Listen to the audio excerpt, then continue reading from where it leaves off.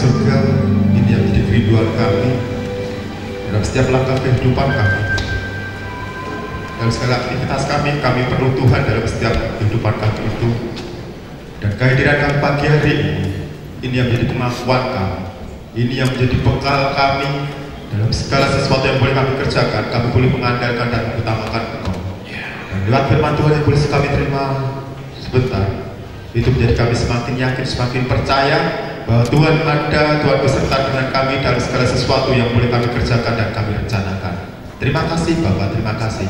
Kami siapkan hati kepikiran kami untuk terima firman Tuhan, dan lewat hamba-Mu ini biarlah nama Tuhan juga boleh semakin dipermuliakan dalam setiap kehidupan kami lewat firman Tuhan yang boleh kami terima. Terima kasih Bapak, terima kasih.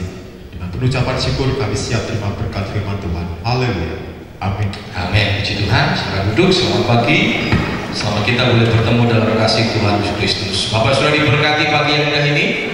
Amin. Allah kita sembah dan Allah yang luar biasa yang boleh menolong kita semua. Puji Tuhan ya. Hari-hari ini kita boleh dihebohkan dengan berita-berita ya tentang banjir hampir di seluruh Indonesia. Banjir saudara ya, yang jarang terjadi.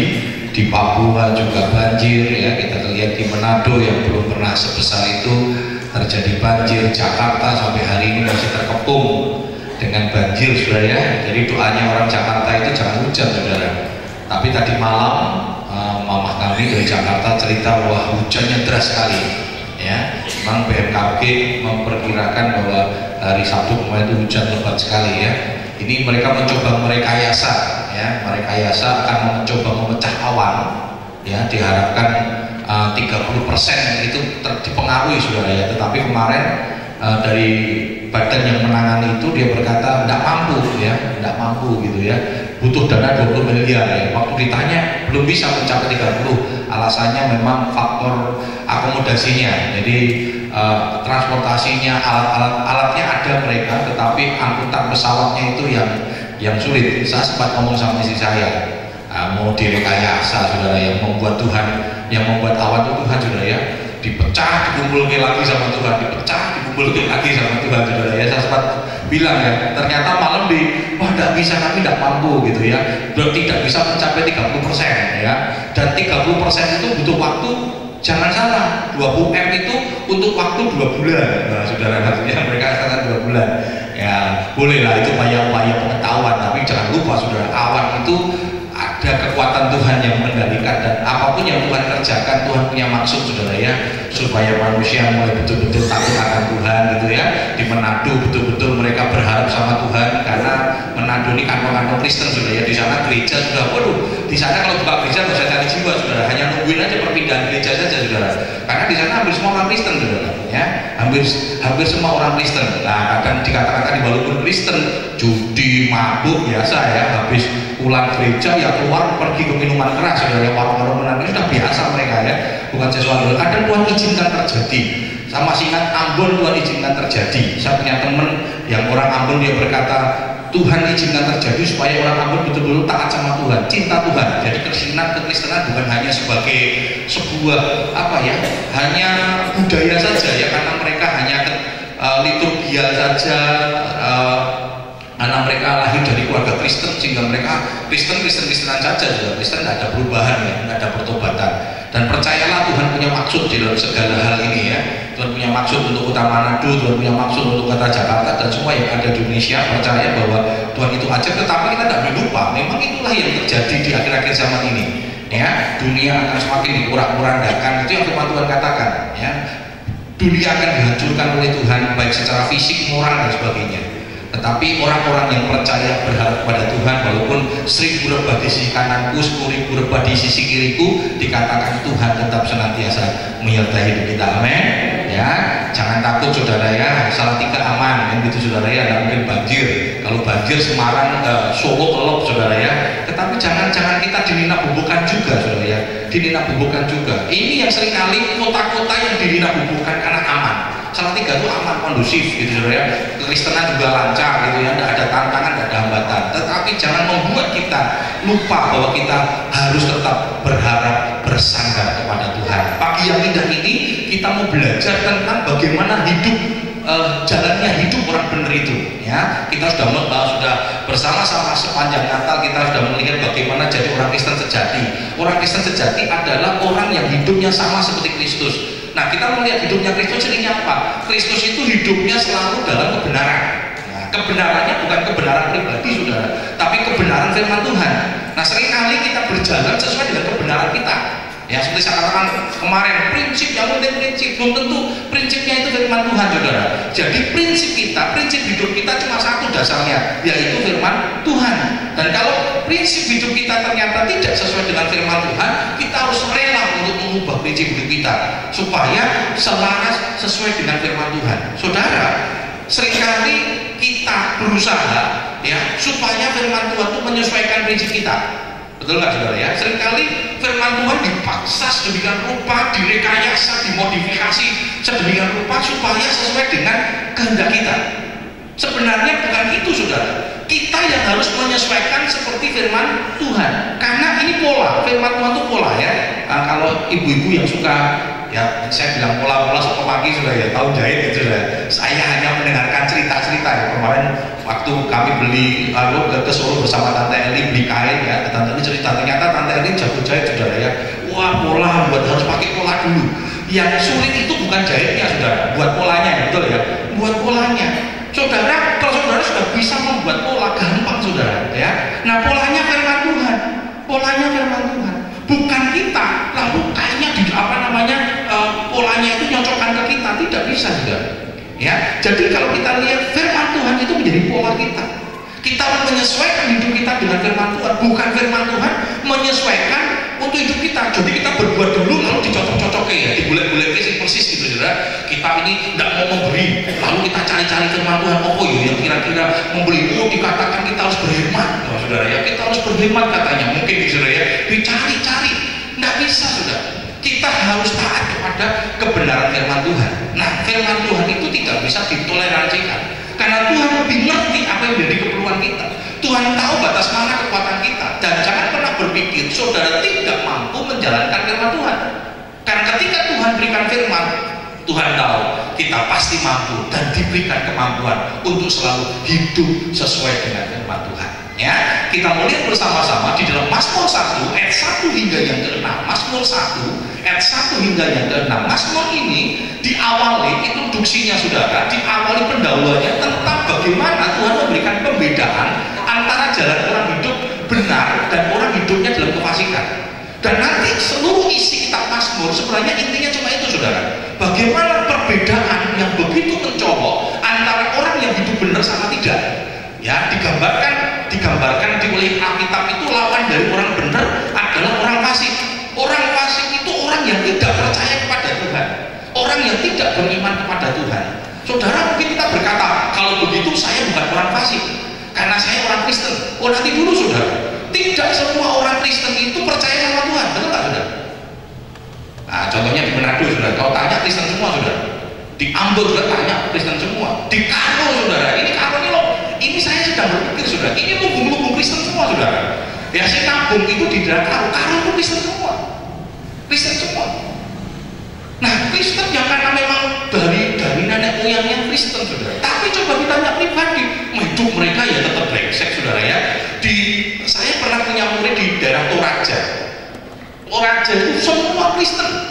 Sampai waktu saya ngajar dia ngomongin, di Toraja sana, ada orang Toraja di sini, saudara. Kalau hari Minggu nggak ada pencuri, katanya. Loh, kenapa?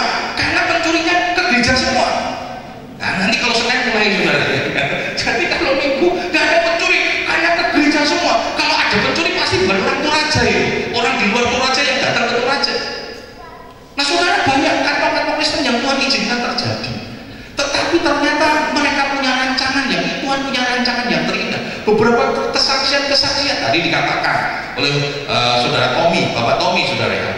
Saya punya teman yang ada di Sinabung, Tuhan punya rancangan. Kenapa? Supaya mereka betul-betul harap sama Tuhan. Karena sudah nyaman, mereka Kristen, tetapi tidak percaya sama Tuhan. Kenapa? Orang Kristen tapi tidak percaya sama Tuhan itu biasanya cirinya apa, saudara? Tidak pernah mengandalkan Tuhan, tidak pernah mau tunduk kepada firman Tuhan. Itu sama saja dia nggak percaya sama Tuhan, saudara. Nah, mari kita bersama-sama melihat di dalam Mazmur 1 ayat 1 sampai 6. Nanti kita akan lihat lebih jauh lagi tentang bagaimana jalan hidup orang benar.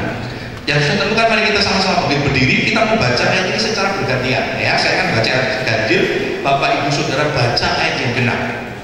Mazmur 1 ayat 1 hingga yang ke-6 dikatakan demikian. Jalan orang benar dan jalan orang fasik.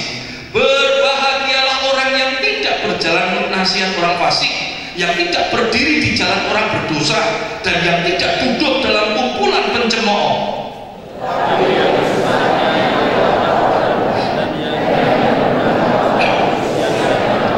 Ia seperti pohon yang ditanam di tepi aliran air, yang menghasilkan buahnya pada musimnya, dan yang tidak layu daunnya. Apa saja yang diperbuatnya berhasil.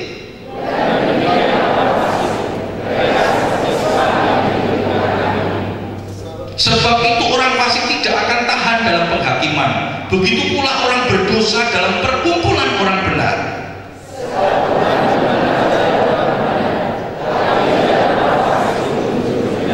Iya, puji Tuhan, silakan duduk. Dikatakan di sini, kitab Mazmur pertama kali ditulis dengan kata berbahagia. Ya, kata berbahagia di sini hampir sama dengan kata berbahagia, kualitasnya ya, nilainya sama dengan kata bahagia yang dinyatakan oleh Tuhan Yesus di dalam khotbah di bukit, yang kita kenal dengan ucapan bahagia. Tuhan Yesus berkata, berbahagialah orang yang begini, berbahagialah orang yang begini. Nah, saudara, dia punya kualitas nilai yang sama, kata berbahagia yang ada di dalam kitab Mazmur ini dengan berbahagia yang disampaikan oleh Tuhan Yesus. Berbahagia yang betul-betul berbahagia. Berbahagia yang bukan hanya orang tersenyum saja, tetapi ketika orang itu tersenyum, bersukacita, tertawa, itu karena betul-betul di dalam hatinya ada sukacita. Ya, kalau cuma orang berbahagia itu ditandai dengan ketawa, saudara-saudara pergi rumah sakit jiwa banyak orang ketawa di sana, ya. Cuma kadang ketawa terus nangis, ketawa lagi bingung, saudara. Jadi ketawa itu tidak menunjukkan orang berbahagia. Nah, saudara, kita lihat bersama-sama dikatakan berbahagia. Saya tidak percaya setiap kita merindukan yang namanya berbahagia. Semua orang pasti yang ada di tempat ini pengen yang namanya berbahagia. Amin. Bapak Ibu Saudara mau berbahagia? Nah, kuncinya ada, firman Tuhan sudah ajarkan kepada kita, dan jangan pernah keluar dari ajaran firman Tuhan. Kalau sudah keluar dari ajaran firman Tuhan, ya tidak mungkin berbahagia. Berbahagia di sini dikatakan tadi lawan dari, artinya begini, kalau tidak melakukan ini saudara tidak berbahagia. Kalau lakukan firman Tuhan saudara berbahagia. Nah, sekarang kita mau lihat apa kata firman Tuhan tentang berbahagia. Dikatakan demikian, orang yang berbahagialah orang yang tidak berjalan menurut nasihat orang fasik, yang tidak berdiri di jalan orang berdosa, dan yang tidak duduk dalam kumpulan pencemooh. Saudara, yang pertama kali kalau kita mau berbahagia, kita tidak memiliki karakter dosa. Ayat pertama ini bicara tentang karakter dosa. Dan kalau saudara mau berbahagia, jangan memiliki karakter dosa. Nah, saudara, nanti kalau kita lihat di sini, ayat pertama itu bicara bagaimana dosa itu meningkat. Dan ketika sudah meningkat, dosa itu mengikat. Ingat ya, jadi dosa itu meningkat. Kalau kita tidak putus, dosa selalu meningkat. Kalau sudah meningkat, dosa itu akhirnya mengikat. Mengikat. Coba kita lihat bersama, dikatakan berbahagialah orang yang tidak berjalan menurut nasihat orang fasik.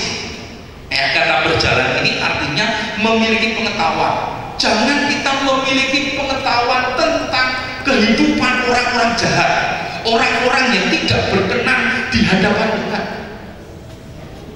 Ya, jangan punya pengetahuan juga tentang itu. Apa yang harus kita cari? Pengetahuan apa? Saudara, firman Tuhan katakan takut akan Tuhan adalah permulaan pengetahuan. Jadi pengetahuan yang benar, pengetahuan yang akhirnya menghasilkan berkat yang dapat menjadikan kemuliaan nama Tuhan, yang dapat memberkati orang, adalah pengetahuan yang dasarnya karena takut akan Tuhan. Kalau pengetahuan tidak takut akan Tuhan, saudara, orang-orang pintar itu keblinger, saudara. Ada istilah ya, orang pintar keblinger. Kenapa? Ketika orang pintar itu merasa dia mampu bicara, seperti kemarin dikatakan, oh kita mau merekayasa awan menghentikan hujan? Siapa yang bisa menghentikan hujan, saudara? Siapa yang bisa menghentikan hujan? Nggak ada, saudara. Kalau pengetahuan, lalu ketika nanti disampaikan dia berkata, waduh, ini sebenarnya bukan karena Tuhan, itu karena kekuatan manusia. Menteri olahraga sekarang siapa itu? Si Roy Suryo. Waduh, saya tak apa, saudara ya.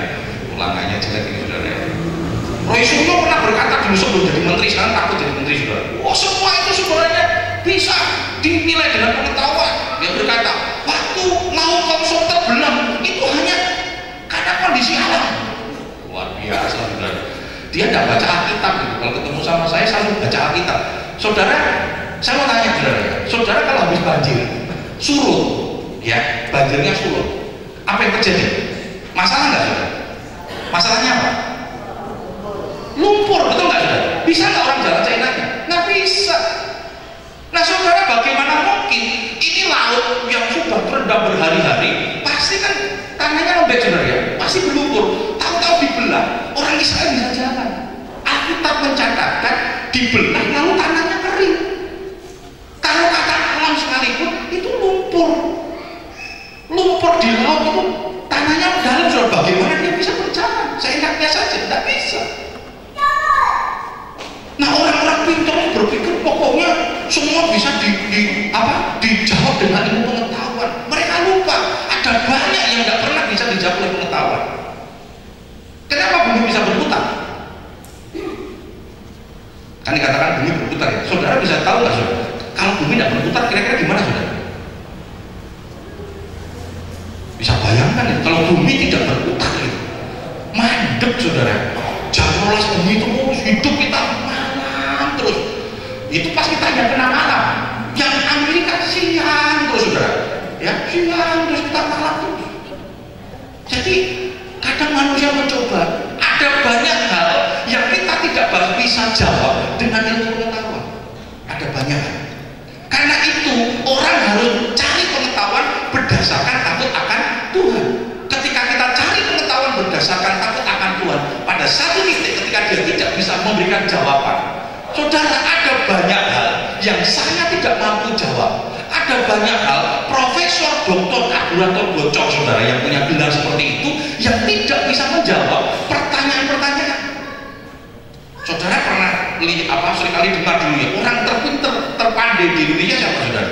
Pak Habibie, selalu gitu, saudara ya, karena pada waktu zaman Orde Baru, saudara ya, dia muncul, saudara. Padahal tidak, ya dikatakan Pak Habibie bisa membuat pesawat terbang. Salah. Ya, karena Pak Habibie jagonya buat pesawat terbang. Salah. Pak Habibie itu hanya pinter dalam bidang profesor, doktornya itu hanya dalam bidang balik-baliknya saja, sudah. Bukan navigatornya, tidak. Tidak ada satu orang pun yang mampu membuat pesawat terbang sendiri, tidak ada. Dia dibantu, ada stafnya, ajudannya pinter, namanya Nabi Tulu, orang Batak, saudara. Ya, saya membaca dalam buku-buku biografinya, saudara. Satu kali waktu naik pesawat terbang, pesawatnya mau jatuh, saudara ya. Pak Habibie bilang, kau kan punya Tuhan, sembahyang sama Tuhanmu, saudara. Dia yakin percaya bahwa Tuhannya Pak Nabi Tulu ini, saudara, pasti dapat menyelamatkan dan diselamatkan juga, saudara. Tetap, saudara. Tidak ada orang pinter, tidak ada orang ahli. Ada banyak pengetahuan di dunia ini yang tidak mampu menjawab semua yang ada di dalam dunia ini. Kenapa? Karena Tuhan kita lebih dahsyat. Nah, kalau kita percaya bahwa pengetahuan kita, kepandaian kita dasarnya takut akan Tuhan, pada satu titik orang akan berkata, Tuhan itu dahsyat, Tuhan itu luar biasa. Bedanya Yuri Gagarin sama Neil Armstrong, ini orang pintar semua, saudara. Bisa sampai ke bulan, ya, bisa sampai ke bulan. Luar biasa. Ada penyanyi katakan, ambilkan bulanku. Ini kurang ajar juga, saudara. Kalau bulannya datang diambil gimana, saudara? Kita kan tidak pernah mengalami bulan purnama, gitu ya, saudara.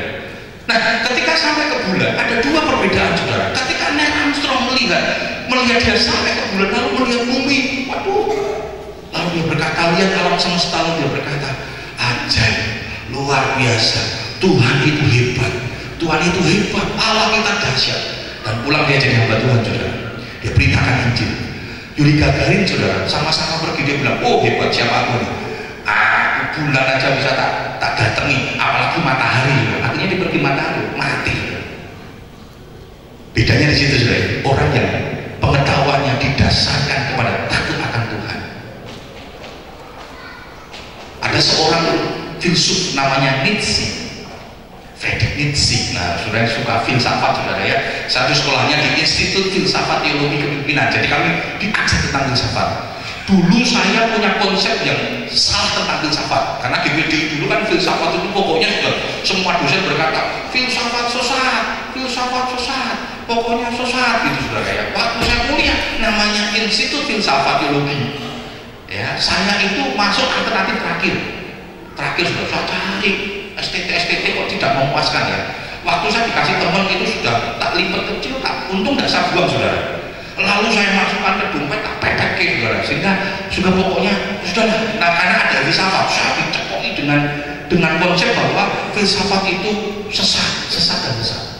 Nah, ketika saya sudah nggak dapat lagi kampus ya, rasanya tidak sesuai dengan keinginan saya saudara. Ya kualitasnya maksudnya tidak sesuai dengan keinginan saya. Saya ingat ya, ada satu kampus yang di dompet saya alamatnya, saya ambil, saya lihat saudara. Waktu saya masuk, saya merasakan kok senang dengan penyambutan mereka. Lalu kampusnya nggak terlalu besar pada waktu itu ya. Kami waktu itu baru pinjam ada toko buku Alam Hidup, Yayasan Alam Hidup. Kalau seringkali beli buku-buku teologi ya, ada Alam Hidup. Itu di lantai 2, lantai 3 kami disewa oleh kampus itu untuk STT-nya, IFTK Jeffrey namanya. Itu adalah sekolah teologi tertua di Indonesia. Ya, sekolah teologi tertua di Indonesia, pusatnya di ujung Pandang, lalu buat cabang di kota Jakarta. Waktu saya masuk sana saya senang saudara. Akhirnya saya masuk. Nah, pada waktu masuk kita modelnya kayak KRS Muni sudah ya, KRS Muni. Jadi milih betul-betul milih mata kuliah, bukan sistem paket. Biasanya STT kan sistem paket ya, kita betul milih gitu. Nah, waktu milih saya menghindari filsafat. Ya, waktu itu harus mengambil ada 4 filsafat, 1 filsafat 2, filsafat 3, filsafat 4. Ya, saya menghindarkan karena kami tidak ada filsafat ya. Saya hindarkan filsafat. Lalu teman berkata, bagian registranya berkata, Pak, filsafat harus diambil karena Bapak belum pernah terima filsafat. Akhirnya saya kuliah filsafat saudara, sudah yang namanya filsafat saudara ya, sudah dosennya curun botak bicara ya, saudara, seperti Bapak Tommy ini saudara ya.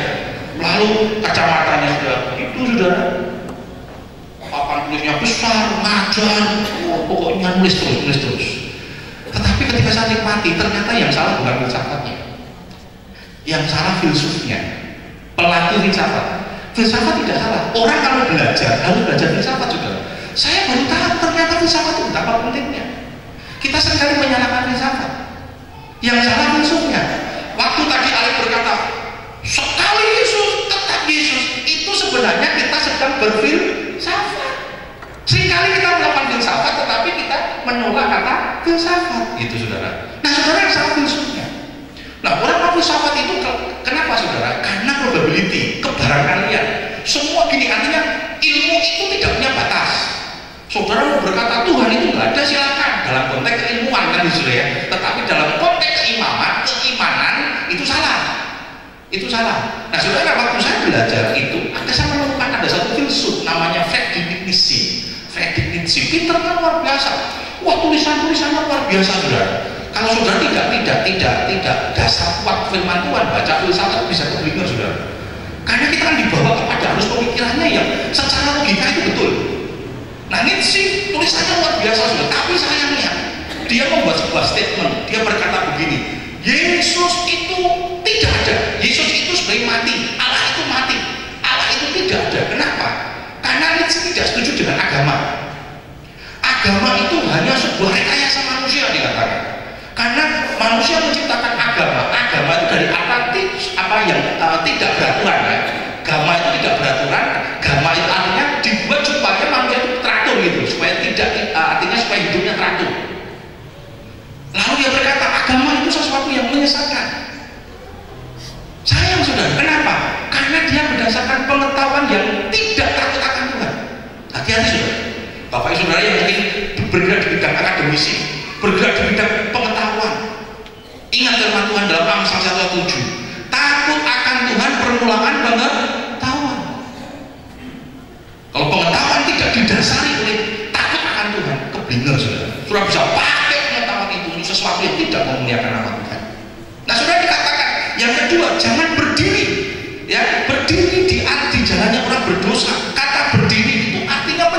gaya hidup. Orang berbuat dosa jangan dijadikan gaya hidup. Dosa jangan dijadikan jalan hidup. Ada banyak orang mengambil pilihan dosa itu menjadi gaya hidupnya.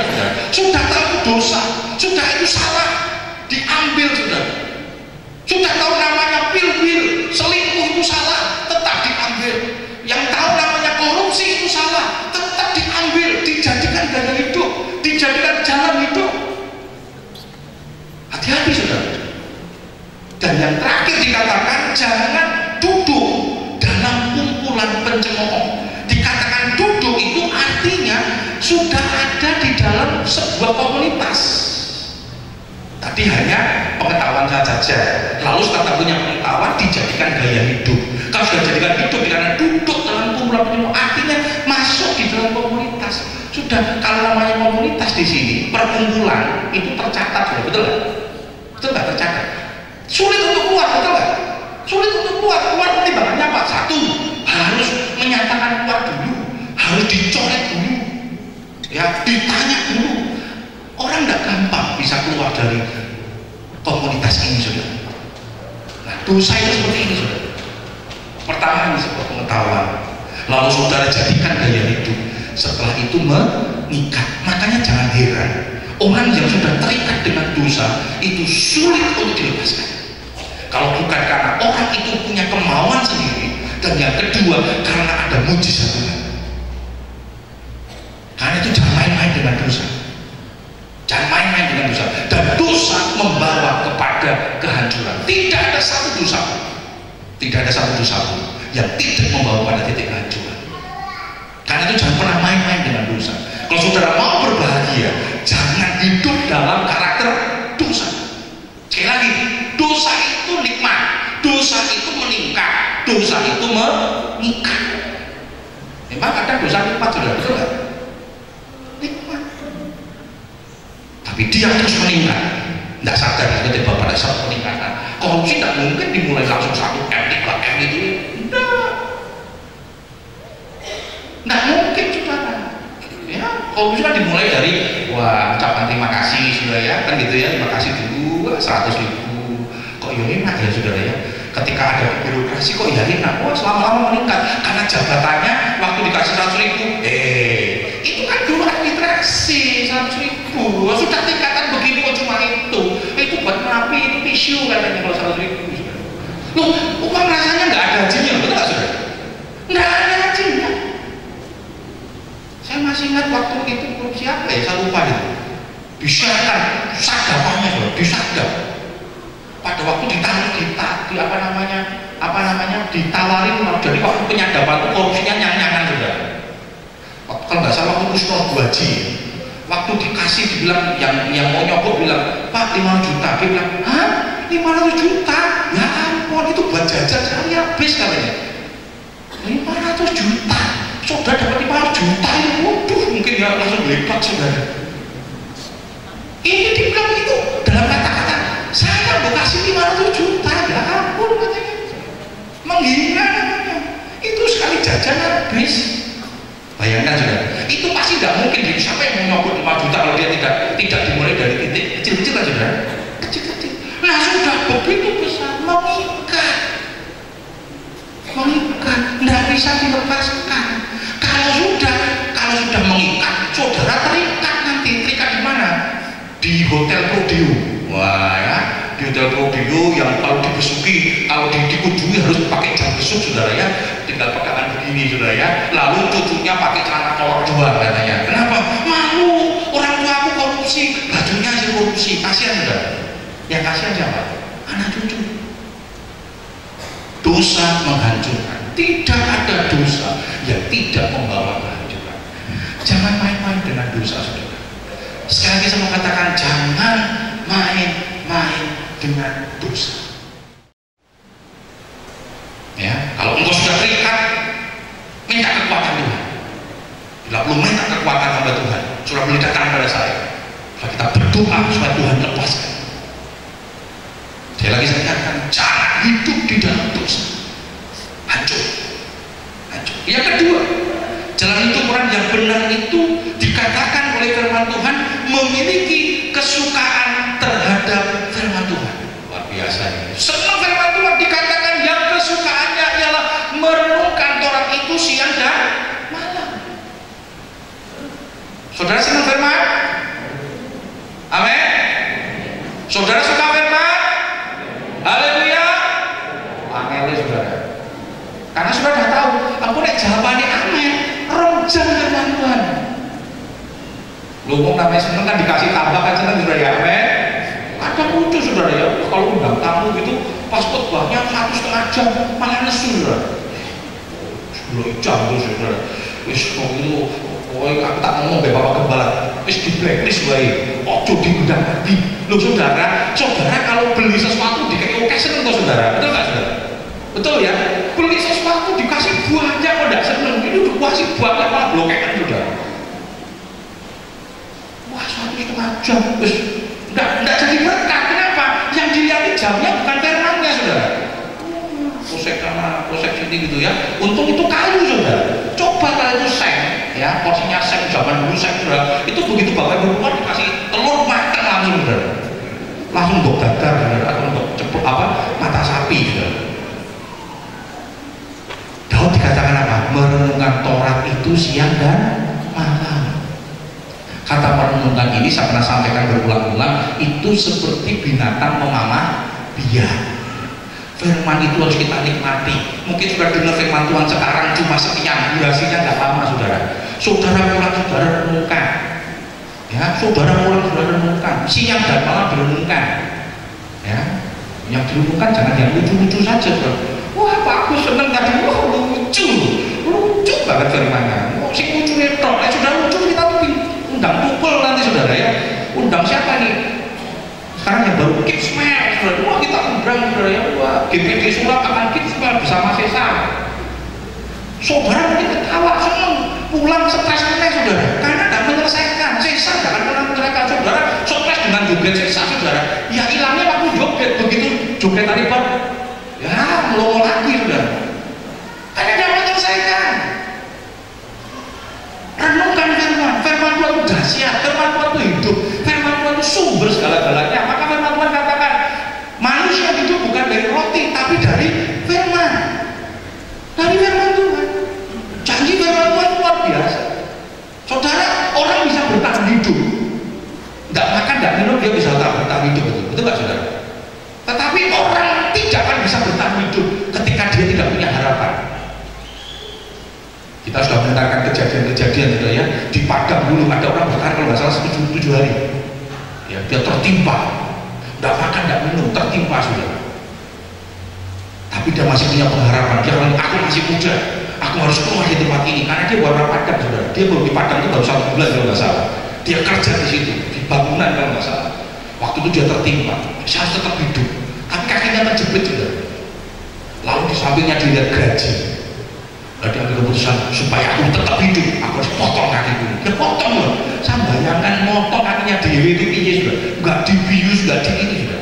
Tapi karena harapan dia masih bisa hidup. Coba kalau waktu itu dia punya harapan, mati mati sudah. Tapi dia gerajin. Tidak mungkin belajar kan terus-terusan juga kan. Mesti mandek dulu. Bisa nggak tahu rasanya seperti apa loh Mbak. Jangan bayangkan lah saudara. Nanti soto jadi nggak enak saudara. Di Amerika kalau nggak salah ya, ada filmnya 127 jam judulnya. 127 jam. Jadi selama 127 jam terjepit itu berapa jam?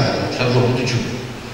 Sekitar 4 saya matematikanya rodok anu sudah 5 jam 5 hari kurang lebih 5 hari sudah ya 127 kurang lebih 5 hari. Nah dia terjepit saudara, terjepit di antara tebing-tebing, tangannya terjepit nggak bisa keluar, tangan kanannya kalau nggak salah ya. Dia bertahan ya, minum habis, ada embun jadi dia meletok sudah, embunnya datang, kondisi yang sudah terlalu berat. Dia mau menyerah pada waktu itu, tapi dia ingat dia punya keluarga dan sebagainya. Dia timbulkan harapan itu. Akhirnya dia berharap saudara, dia punya pisau lipat, pisau MacGyver saudara, MacGyver ya, dipotong pakai pisau di tangannya dan hidup. Dia bisa lepas tangannya terputus, dia naik, dia selamat. Kenapa? Dia punya harapan. Itu harapan duniawi saudara. tapi saudara punya pengharapan di dalam Tuhan. Amin. Pengharapan yang mendapatkan kepastian. Apa yang membuat kita loyo? Kalau engkau hidup dalam firman Tuhan itu akan memberikan pengharapan kepada kita. Kuduskanlah mereka dalam kebenaran, sebab firman itu adalah kebenaran. Orang-orang dunia bisa bertahan karena dia punya pengharapan. Saudara dan saya punya pengharapan yang ada di dalam kepastian. Iman dikatakan bukti dari segala sesuatu yang kita harapkan, yang tidak kita lihat, dan bukti dari segala sesuatu yang kita harapkan. Firman Tuhan ini luar biasa, saudara. Mazmur 119 dikatakan pelita bagi kakiku, terang bagi jalanku. Firman Tuhan itu kekal, dikatakan semua akan lalu, tetapi firman itu akan kekal. Karena itu hiduplah di dalam kebenaran firman Tuhan, dan berjalanlah di dalam kebenaran firman Tuhan. Bukan kebenaran pribadi, bukan kebenaran logika kita, bukan kebenaran cara berpikir kita. Cara berpikir kita, pengetahuan kita, kemampuan kita harus tunduk kepada kebenaran firman Tuhan. Harus tunduk kepada kebenaran firman Tuhan, dan kebenaran firman Tuhan akan membawa kepada kita, karena dia terang, dia pelita. Dia terang, dia pelita. Hidup sesuai dengan kebenaran firman Tuhan. Ini jalan hidup yang benar. Dan percayalah saudara, ketika kita berani hidup untuk firman Tuhan, karena kita nggak pernah berani hidup untuk firman Tuhan. Berapa banyak kita nggak berani hidup untuk firman Tuhan karena takut lingkungan, karena takut komunitas kita. Lalu kita berkata, lah kita kan harus bermasyarakat.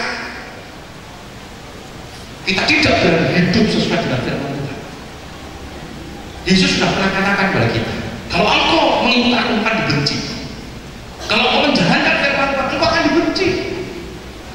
Saya kira percaya bahwa saudara akan mengalami titik-titik hal seperti itu ketika kita taat kepada kebenaran firman Tuhan. Di pekerjaan ketika konsen betapa benar-benar sungguh hidup sesuai dengan firman Tuhan, kita dibenci. Karena mungkin gara-gara kita, mereka tidak bisa melaksanakan kejahatannya, keberdosaannya, karena kita, sehingga kita dibenci oleh mereka.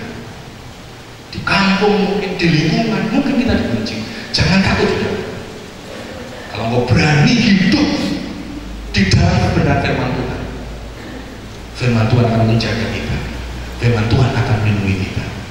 Yang ketiga, ya, jalan hidup orang benar itu dikatakan orang benar itu akhir hidupnya apa, saudara? Ini yang kita mau, kita rindukan, saudara. Dikatakan dia akan memiliki keberhasilan hidup. Ayat yang ketiga dikatakan ia seperti pohon yang ditanam di tepi aliran air, yang menghasilkan buahnya pada musimnya, dan yang tidak layu daunnya. Apa saja diperbuatnya berhasil. Tapi berbuah pada musimnya. Belum waktunya musim ya jangan buru-buru, saudara, ya. Kadang memang rasanya juga melihat, ya, ini pohon mangga tahun ini banyak sekali, saudara. Ya, saya sudah pokoknya belajar untuk mengurangi karena apa namanya itu kadar gulanya tinggi sekali, ya. Begitu muncul, wah ketok wis gede, ya. Wah, nggak pengen juga, nggak pengen cepet gitu, ya. Setiap hari di mek-mek si lakos, atau saudaranya, waduh mereka coba plek, wah yuk pak, yuk mangga gereja ini kalau nggak betul-betul matang, saudara, itu nggak manis, asam betul, saudara. Nanti asam lambungnya kumat, saudara, ya, karena asam, saudara. Karena belum musimnya, musimnya, sabar. Jadi ngikuti iramanya Tuhan lah, jangan iramanya kita. Firman Tuhan katakan ia membuat segala sesuatu indah pada waktunya. Ini bicara proses, bicara berbuah pada musimnya. Jangan dicabut, dikarbit, nggak enak, sudah. Saya pernah makan buah yang dikarbit itu matangnya matang apa ya, seperti lembek gitu rasanya, nggak karu-karuan, nggak enak. Ya, keberhasilan Tuhan, ini janji Tuhan, orang yang hidup di dalam Tuhan, dia dikatakan dia ada di aliran, ya, di tepi aliran sungai.